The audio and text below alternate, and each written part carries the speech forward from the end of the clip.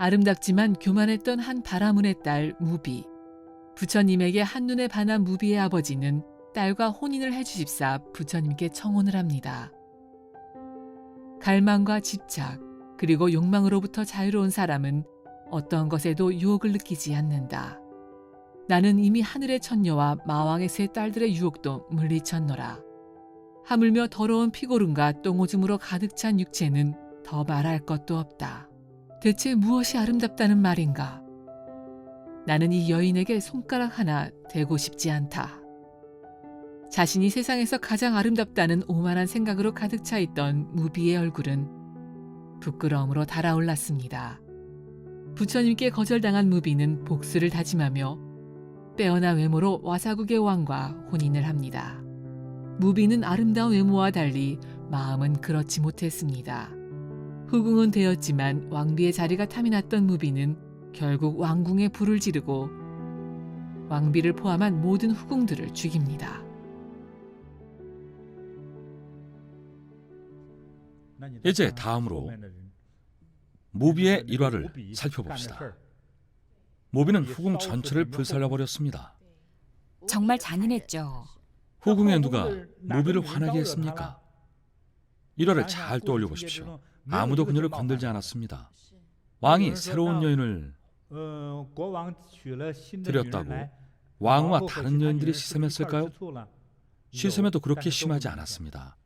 역사적 사실을 알려드리자면 2500년 전에는 인도뿐만 아니라 거의 세계 모든 나라에서, 특히 지금의 아프리카처럼 일부 후진국에서는 부족의 족장, 촌장, 지도자나 왕이 아닌 귀족까지도 여러 명의 여성을 거느렸습니다.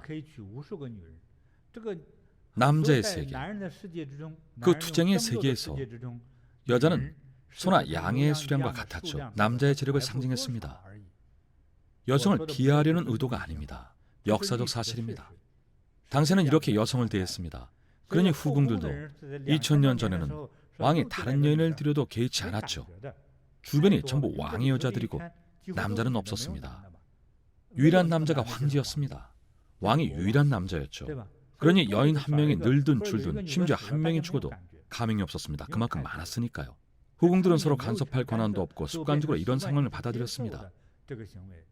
100년 전만 해도 중국은 어땠습니까? 부인 3명에 첩 4명 정도면 화목한 편이었죠. 당시에는 흔한 일이었습니다. 사람마다 반응이 다르겠죠. 무비의 경우를 보면 오온이 치성한 탓에 지나치게 민감한 반응을 보였습니다.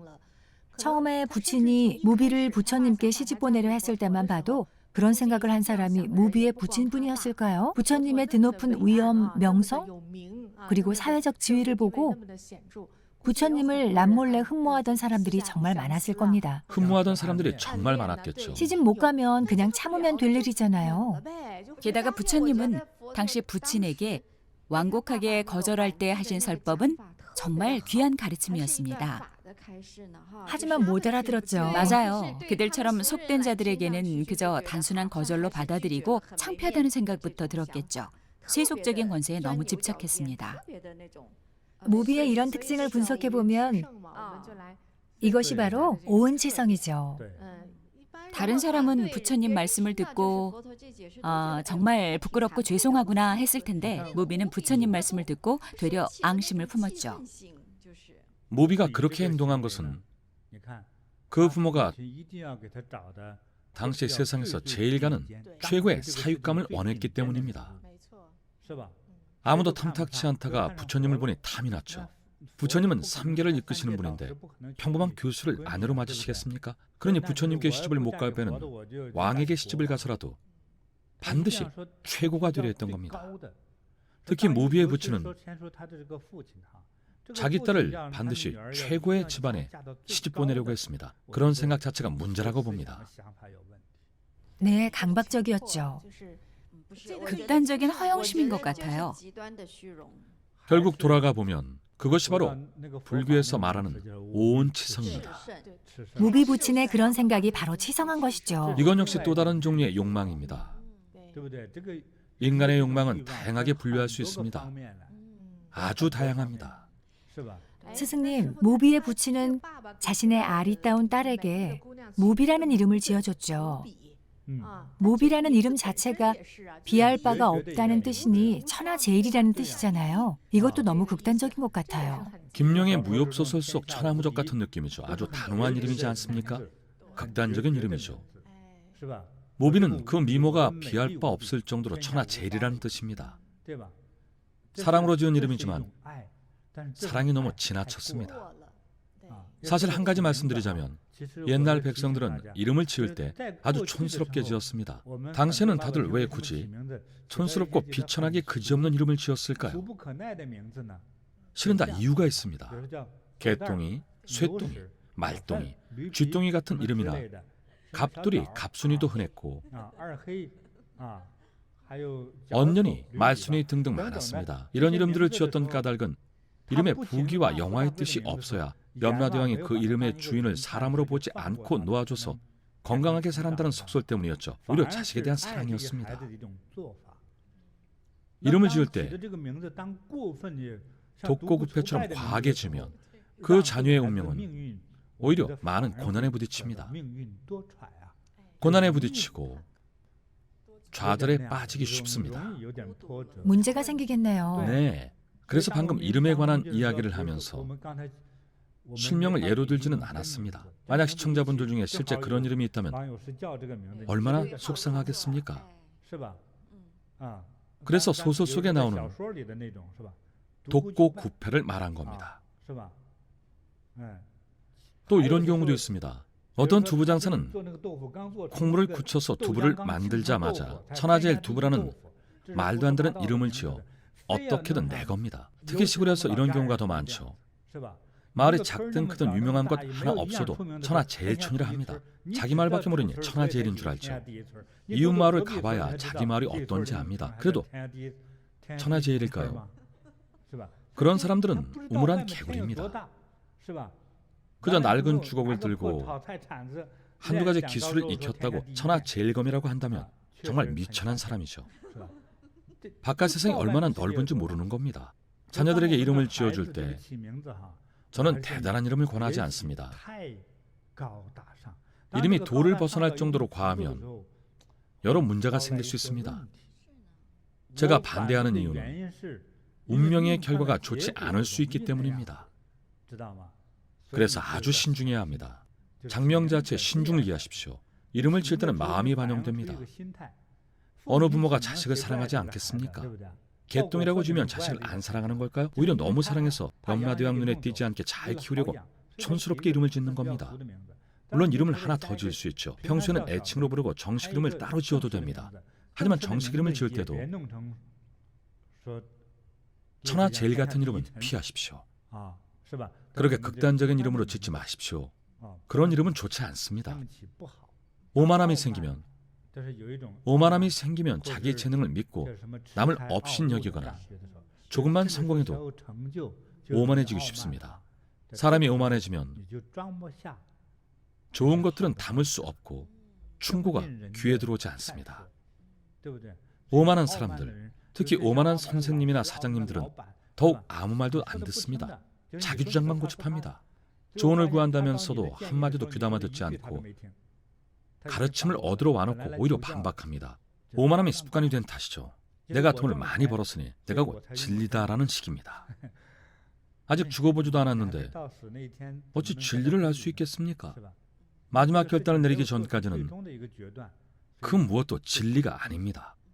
진리는 시간의 시험을 거쳐야만 합니다. 최후의 승리가 진정한 승리입니다. 예컨대 20세에 독립해서 30세에 부자가 되었다면 50세의 생활은 어떨까요? 아마 35세쯤엔 매우 오만할 겁니다. 오만함 때문에 50세가 되었을 때 가산을 탕진하고 50세 이후에 재기할 가능성은 아주 낮습니다. 만약 85세가 되어서 약간 오만해진다면 그럴 만한 자격이 있다고 할 수 있지만 갓 성인이 되자마자 오만하면 세월이 갈수록 삶이 고달파집니다. 자녀에게 오만하면 존중받지 못하고 직원에게 오만하면 살해당할 수도 있습니다. 의사에게 오만하면 어떻게 될까요? 엉뚱한 걸 잘라버릴지도 모르죠. 오른쪽 신장을 제거해야 하는데 왼쪽을 뗄 수도 있습니다. 그러니 나이에 상관없이 오만하면 안 됩니다. 아주 위험합니다.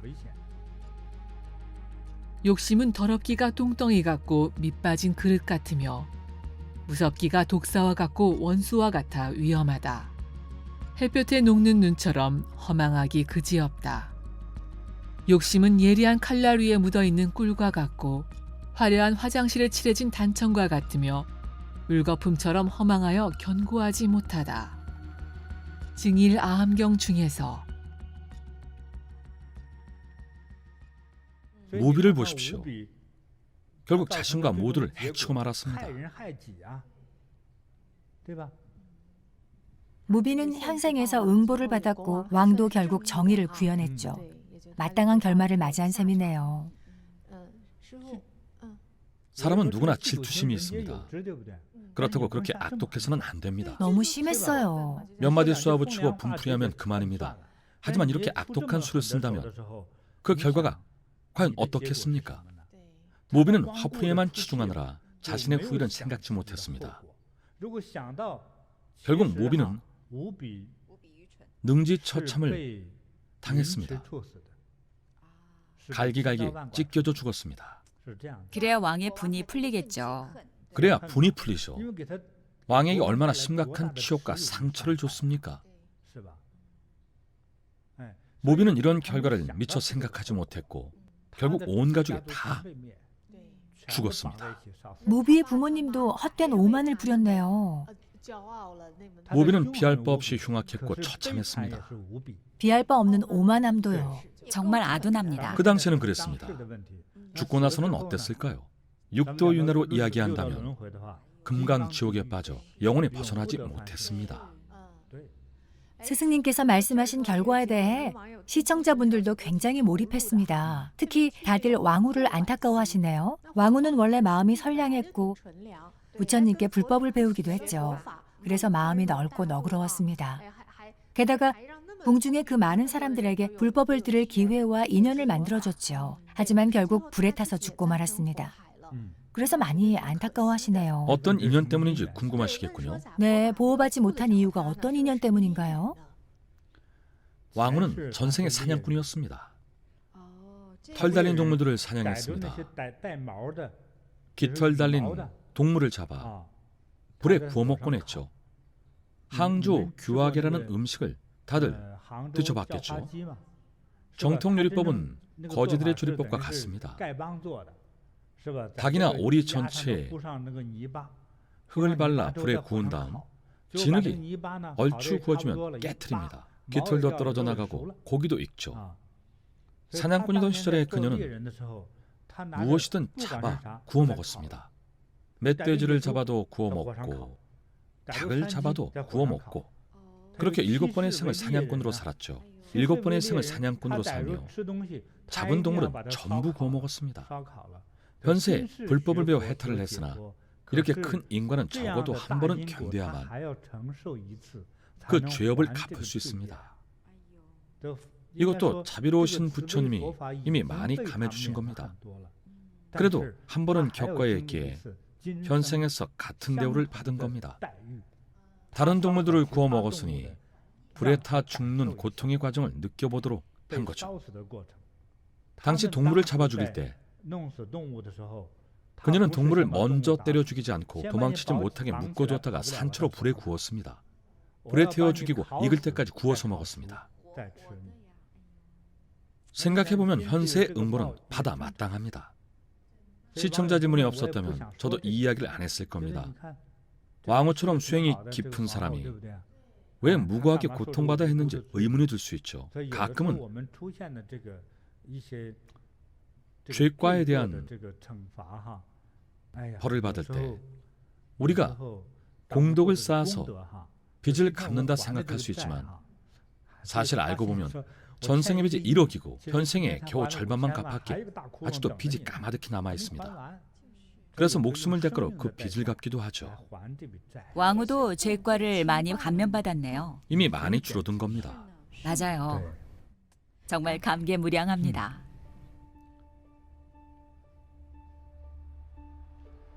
저도 감개무량합니다. 아름답기로 유명했던 스파르타의 왕비 헬레네. 트로이의 왕자와 사랑에 빠져 나라를 버리고 트로이로 도망을 칩니다. 스파르타의 왕 메넬라오스는 아내 헬레네를 되찾기 위해 약 10년 동안 트로이와 전쟁을 벌이지만 트로이의 성을 함락시키지 못한 채 지지부진한 공성전만을 반복하다 한계에 부딪힙니다.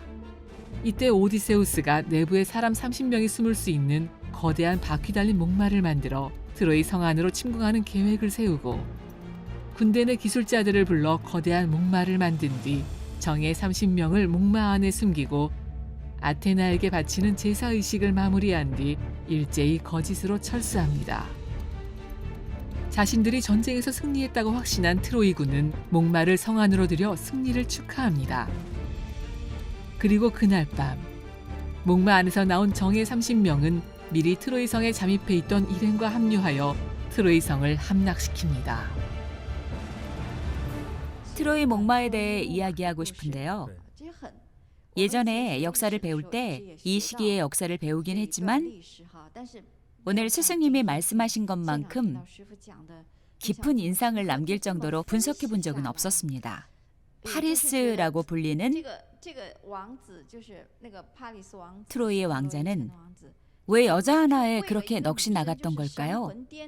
아무리 아름답다고 해도 이 성을 잃을 정도로 넋이 나가서 온 백성의 목숨도 나 몰라라 하면서 전혀 개의치 않고 기어코 그녀를 차지했습니다. 그녀를 차지해야만 욕망을 해소할 수 있었나 봅니다. 저는 그 치성의 대가가 너무 컸다고 생각합니다.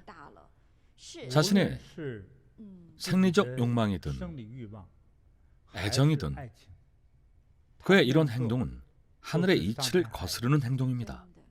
방금 이야기한 것처럼 자신의 느낌과 감각, 심지어 감정이 진짜이든 가짜이든 상관없이 자신의 만족을 위해 온 국민의 생명을 대가로 삼는 것은 절대 있어서는 안 될 일입니다. 헬레네도 마찬가지입니다. 훗날 왕후가 된 후에도 헬레네가 너무나 아름다워서 그녀를 유혹하는 남자들이 많았죠. 헬레네는 확고한 의지가 없었습니다. 불교적 측면에서 본다면 이것도 오온치성이죠. 맞습니다. 헬레네의 욕망은 정말 거대했습니다. 맞아요. 청정심이 있었다면 안 그랬겠죠. 보르달은 다른 여인을 고용해서라도 자신은 불법을 배우러 가지 않았나요? 그것이 바로 청정심이죠. 헬레네도 청정심이 있었다면 트로이 왕자가 아무리 잘생기고 잘났어도 마음이 움직이지 않았겠죠. 저도 그렇게 생각합니다. 부르딸만큼 수행이 깊고 고상하지는 않더라도 자신의 본분을 알고 본분을 지켜야 합니다. 예컨대 이미 결혼해서 왕후가 되었다면 남편과 자식에게 충실해야 하잖아요. 자신의 본분에 충실해야 할 텐데 삿된 생각과 마음이 이렇기 때문에 이런 엄청난 재앙을 불러온 거죠. 한 시청자분께서 아주 좋은 질문을 올려주셨어요. 스승님께 가르침을 청합니다. 이렇게 오온이 치성할 때 어떤 상황이 발생하거나 발생할 것 같은 느낌이 들 때 어떻게 해야 스스로 마음을 다잡을 수 있을까요? 정말 좋은 질문이네요. 제 이야기를 많이 들으면 마음이 가라앉을 겁니다. 결말이 좀 비극 아닙니까? 어떤 문제든지 저와 이야기를 나누고 많이 듣다 보면 알게 되실 겁니다. 비극이 아닌 좋은 느낌인 경우를 예로 하나 들어보죠. 원래는 고급반 숲에서 하는 이야기입니다. 예를 들어 겨울이 오면 따뜻한 느낌을 좋아합니다. 이불 속에 파고들 때를 떠올려보죠. 어릴 때 이불을 덮으면 처음에는 차갑지만 덮고 있으면 따뜻해집니다. 사실 이불 속은 차갑지만 들어가서 한숨 자고 일어나면 따뜻하게 데워지죠. 하지만 아침이 되면 다시 일어나야 합니다. 왜 겨울에는 늦잠을 자고 싶을까요? 이불 밖에 나오면 춥고 이불 속은 이미 따뜻하게 데워졌으니까요. 따뜻함은 행복함을 느끼게 해줍니다. 하지만 동시에 사람을 게으르게 만들기도 하죠. 그렇지 않습니까? 특히 할머니들이나 유별난 엄마들은 아이들 옷을 두껍게 입힙니다. 아이가 더워하면 아니야, 안 더워 라고 말하죠. 날씨가 추우니 속옷은 꼭 2벌을 입혀야 하고 아내는 스웨터를 4벌이나 입힙니다. 이것도 따뜻하긴 하겠죠. 다들 따뜻하면 행복하다고 생각하죠. 하지만 생각해 보십시오. 따뜻한 밥을 먹어서 배가 따뜻하고 옷을 많이 껴입어 따뜻하고 방안도 따뜻하면 어떤 생리적 현상이 나타날까요? 졸음이 오죠. 맞습니다. 몸이 따뜻해지면 흐리 멍덩해지면서 잠이 쏟아집니다. 따뜻함이 졸음을 불러오죠. 너무 많이 먹어도 마찬가지입니다. 연이어 과식을 하면 구토를 할 뿐만 아니라 첫째, 살이 찝니다. 둘째, 에너지가 남아돕니다. 남아도면 과분한 행동을 합니다. 그래서 배부르면 음욕이 생긴다는 말도 있죠. 결국 사단을 일으킵니다. 무슨 일이든 다그치고 부추기죠. 불가의 수행을 업으로 삼는 이가 고금식을 하는 이유를 아시겠죠? 바로 이러한 이치 때문입니다. 우리는 어떻게 절제해야 할까요? 위험과 두려움을 알면 자제하게 됩니다. 사실 따뜻함 자체는 그리 위험해 보이지는 않습니다. 따뜻한 것을 먹고 따뜻한 옷을 입고 따뜻하게 자면 졸음이 솔솔 오는 것 외에 각진법사 또 어떤 현상이 나타날까요? 그럼 욕망이 일어나죠. 욕망 이외에 또 생겨나는 것은 없을까요? 물론 이것도 하나의 욕구입니다. 움직이기 싫고 게을러집니다. 아닙니다. 병적인 현상이 나타납니다. 상초열. 결막염으로 눈이 떠지지 않고 몽롱한 상태로 머리가 맑지 못합니다. 입안에 열이 올라서 혀가 하얘지고 두꺼워지죠. 치아도 흔들립니다. 아랫목에서 오랫동안 덥게 자고 나면 이가 금방 상에 빠져버립니다. 잘 모르셨죠? 보약의 부작용과 비슷합니다.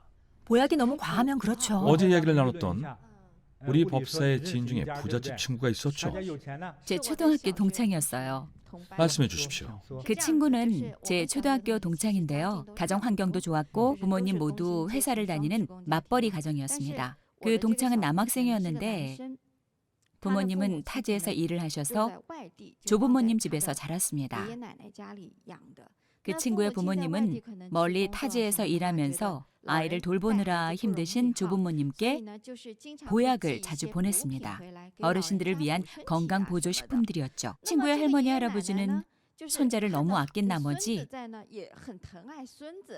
손자가 기침이라도 하거나 조금만 안 좋은 것 같아도 인삼 같은 보약을 먹이셨어요.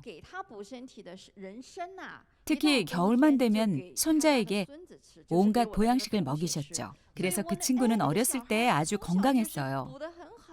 그 시절 보통 아이들에게 백숙도 사치였지만 그 친구 할머니는 백숙에 인삼까지 넣어서 어릴 적부터 늘 손자에게 삼계탕을 먹였습니다. 그 친구는 키가 아주 많이 컸겠군요. 아니요, 안타깝게도 키는 크지 않았어요. 왜 키가 안 컸을까요? 그러게요, 정말 이상했어요. 키가 크지 않으니까 할머니는 영양 부족인 줄 아시고 보양식을 더 열심히 먹이셨죠. 인삼이든 뭐든 집안에 있는 최고 좋은 것들은 전부 다 먹이셨어요. 저흰 무리 없이 잘 크는데 몸에 좋은 걸 한참 먹은 그 친구는 키도 작고 왜소했습니다. 아무리 보약을 먹여도 소용이 없는 듯했죠.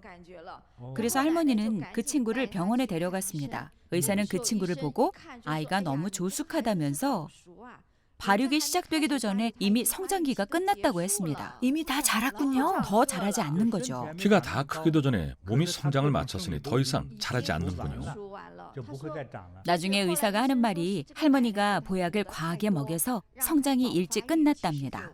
다 크기도 전에 그렇게 됐으니 너무 안타깝죠. 사랑도 너무 과하고 보약도 너무 과했어요. 예를 들어 나무나 배추, 당근을 온실에 두면 온실의 채소는 큼직하게 자라지만 바람을 견디지 못합니다. 속빈 강정이나 마찬가지죠. 크기만 컸지 품질은 그저 그렇습니다. 물론 이것은 비유일 뿐입니다. 따뜻함의 개념을 보면 따뜻한 햇볕에 따뜻한 옷을 입고 따뜻한 음식을 먹고 따뜻한 담요를 덮으면 사실은 오히려 해가 됩니다. 너무 빨리 노화해서 이도 일찍 빠지고 뼈도 일찍 약해지죠. 골다공증도 열 때문에 생깁니다. 따뜻한 에너지 때문이죠. 그래서 아이들에게 옷을 입힐 때는 밥을 먹일 때와 마찬가지로 70%만 채워야 합니다. 약간 추운 듯해야 더 잘 자랄 수 있습니다. 너무 따뜻하게 입히지 마십시오. 움직일 때마다 땀이 나면 오히려 감기에 더 잘 걸립니다. 그러니 적당하게 식사도 70%만 채우고 옷도 70%만 채워야 합니다. 너무 따뜻하지 않아야 오히려 좋습니다. 어느 정도의 온도와 따뜻함, 식사, 음식의 온도, 이렇게 많은 따뜻함은 행복을 느끼게 하지만 실은 해로운 겁니다. 이와 같은 이치로 다른 문제를 논의할 수도 있죠. 달콤함을 예로 들어볼까요? 그동안 너무 많이 말했으니 더 말할 필요도 없죠. 단 것을 많이 먹으면 아이들은 이가 다 썩어 빠집니다. 맞아요. 치아도 상하고 시력에도 영향을 주고 어른들은 혈당이 오릅니다. 직접적인 피해를 주죠. 아이나 어른 모두에게 해롭습니다.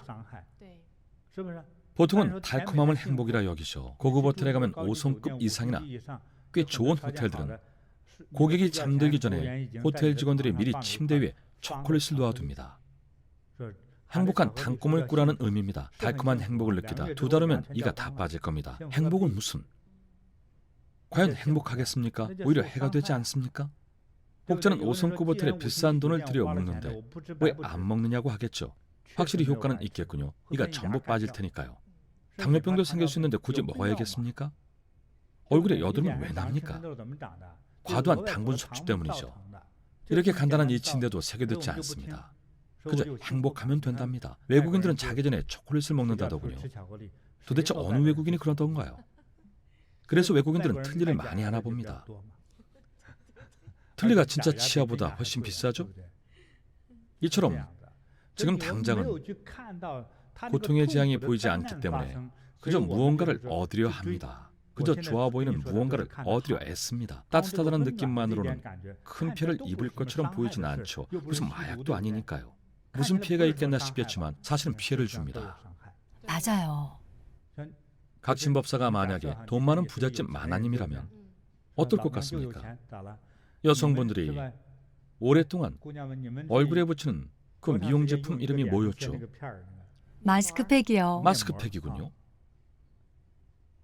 솔직히 말씀해 보세요. 일주일에 2번은 씁니까? 한 번 씁니까? 일주일에 한 번이요. 일주일에 한 번, 한 번. 아, 일주일에 한 번이군요. 네, 일주일에 한 번이요. 각신법사가 부자가 돼서 가진 건 돈밖에 없다면 어떨까요? 그럼 하루에 한 번이요. 하루에 한 번도 부족하죠. 하루에 10박스씩 붙일 겁니다. 벽돌을 쌓듯이 팍팍 붙이겠죠. 남은 한 장 붙일 때 혼자 7장씩 붙일걸요? 그렇겠죠. 가진 게 돈밖에 없지 않습니까? 축하합니다. 한 달 후면 얼굴이 아미산 원숭이 엉덩이처럼 변할 겁니다. 빨개지나요? 빨개지기만 하겠습니까? 거의 형태 자체가 변할 겁니다. 얼굴이 마스크팩의 영양을 과도하게 흡수하는 바람에 그것이 쌓이고 쌓여서 결국 여드름이 생기겠죠. 여드름을 짜면 흰 벌레 같은 것이 밖으로 나옵니다. 한번 집에 가서 짜보세요.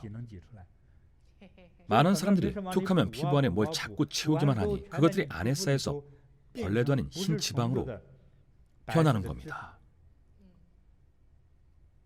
지금 거울을 보면서 코에 있는 피지를 한번 짜보세요. 피지가 나온다면 지방이 너무 많은 겁니다. 지방간이 있을 수도 있습니다. 그렇게 많은 마스크팩을 붙이는 행동은 돈이 많고 적고의 문제가 아닙니다. 방금 말했듯이 욕망은 모든 인류가 가지고 있습니다. 이런 욕망은 반드시 자제할 줄 알아야 합니다. 검소하고 겸손해야 합니다. 겸손한 척이 아니라 진정으로 겸손해야 합니다. 과거 중국의 90년대에 어떤 사람이 장사를 시작해서 올해 마침내 몇억 원을 벌었습니다. 이제 매일 전복만 먹겠답니다. 1년도 필요 없이 2달만 지나도 큰 수술을 해야 할 겁니다. 몸이 괴물처럼 변했을 테니까요. 그러면 안 되겠죠. 동북 지역 사람이 인삼도 있고 산삼도 있어서 매달 산삼을 먹으면 어떻게 되겠습니까? 코피가 나겠죠. 코피가 문제가 아닙니다. 몸이 뒤틀리겠죠. 터져버리겠죠. 추모회가 열릴 겁니다. 그 추모회가 최후의 잔치가 되겠죠. 콘서트가 아니라요. 물론 좋은 점도 있죠. 요즘처럼 세상에 인구가 넘쳐날 때 한 명이 죽으면 일자리 하나가 새로 생기니 나름의 공헌인 셈이죠. 하지만 살아있는 사람들은 조금이라도 더 오래 살고 싶어 하지 않습니까? 그러니 좋아 보인다고 해서 반드시 진짜 도움이 될 거라고는 생각하지 마십시오. 좋은 것도 반드시 신중하고 조심해야 합니다. 나쁜 것을 뻔히 알면 더더욱 멀리해야 합니다.